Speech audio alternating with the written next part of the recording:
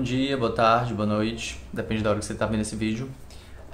Eu vou ler um trecho da obra do Yuval Harari.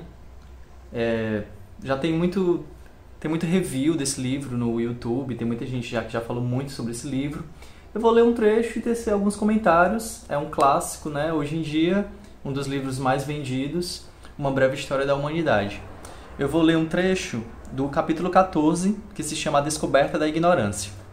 Ele começa assim: se, por exemplo, um camponês espanhol tivesse adormecido no ano 1000 e despertado 500 anos depois, ao som dos marinheiros de Colombo a bordo das caravelas, o mundo lhe pareceria bastante familiar.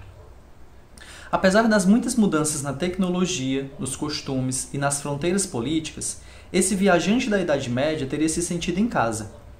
Mas se um dos marinheiros de Colombo tivesse caído em letargia similar e despertado ao toque de um iPhone no século XXI, ele se encontraria em um mundo estranho, para além de sua compreensão. Estou no céu?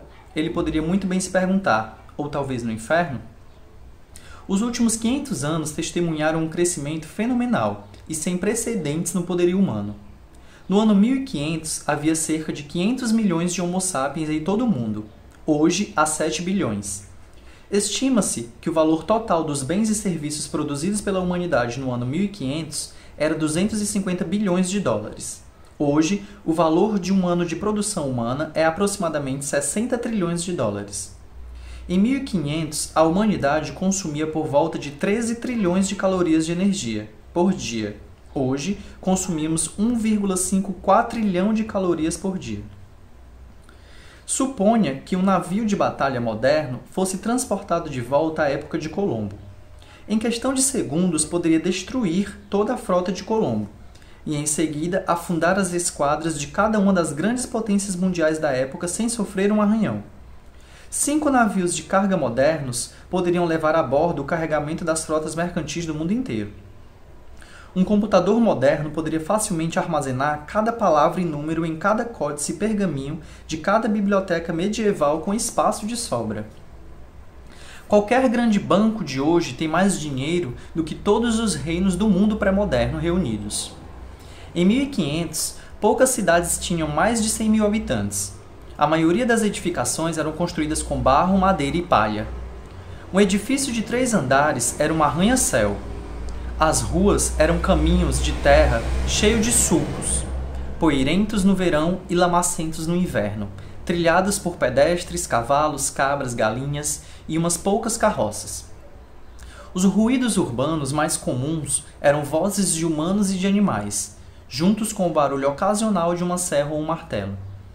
Quando o sol se punha, a cidade ficava um breu, como uma ou outra vela ou tocha tremeluzindo na escuridão.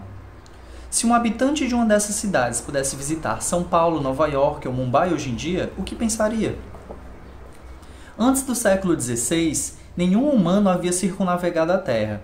Isso mudou em 1522, quando a expedição de Magalhães regressou à Espanha após uma viagem de 72 mil quilômetros. Levou 3 anos e custou a vida de quase todos os membros da tripulação, inclusive Magalhães.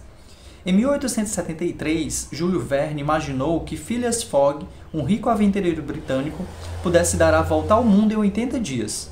Hoje, qualquer pessoa de classe média pode circunnavegar a Terra de maneira fácil e segura em apenas 48 horas. Em 1500, os humanos estavam confinados à superfície da Terra. Eles podiam construir torres e escalar montanhas, mas o céu era reservado a pássaros, anjos e deidades. Em 20 de julho de 69, os humanos aterrissaram na Lua. Essa foi não só uma conquista histórica, como também um feito evolutivo e até mesmo cósmico. Durante os 4 bilhões de anos anteriores de evolução, nenhum organismo havia conseguido sequer sair da atmosfera terrestre, e certamente nenhum deixou uma pegada ou sua marca na Lua. Durante a maior parte da história, os humanos não sabiam nada sobre 99,99% dos organismos do planeta, em especial os micro-organismos. Não que eles não fossem do nosso interesse. Cada um de nós carrega dentro de si bilhões de criaturas unicelulares e não só como caronas. Elas são as nossas melhores amigas e nossas piores inimigas. Algumas digerem nossos alimentos e limpam nossos intestinos, enquanto outras causam doenças e epidemias. Mas foi só em 1674 que um olho humano viu um micro-organismo pela primeira vez, quando Anton van Leeuwenhoek deu uma espiada através de um microscópio caseiro e ficou impressionado ao ver um mundo inteiro de criaturas minúsculas dando voltas em volta de uma gota d'água. Durante os 300 anos seguintes, os humanos se familiarizaram com uma enorme quantidade de espécies microscópicas. Conseguimos vencer a maioria das doenças contagiosas mais fatais que elas causam e usamos micro-organismos a serviço da medicina e da indústria. Hoje, projetamos bactérias para produzir medicamentos, fabricar biocombustível e matar parasitas. Mas o momento mais notável e definidor dos últimos 500 anos ocorreu às 5h29 da manhã de 16 de julho de 1945. Naquele segundo exato, cientistas norte-americanos detonaram a primeira bomba atômica em Alamogordo, Novo México. Daquele ponto em diante, a humanidade teve a capacidade não só de mudar o curso da história, como também de colocar um fim nela.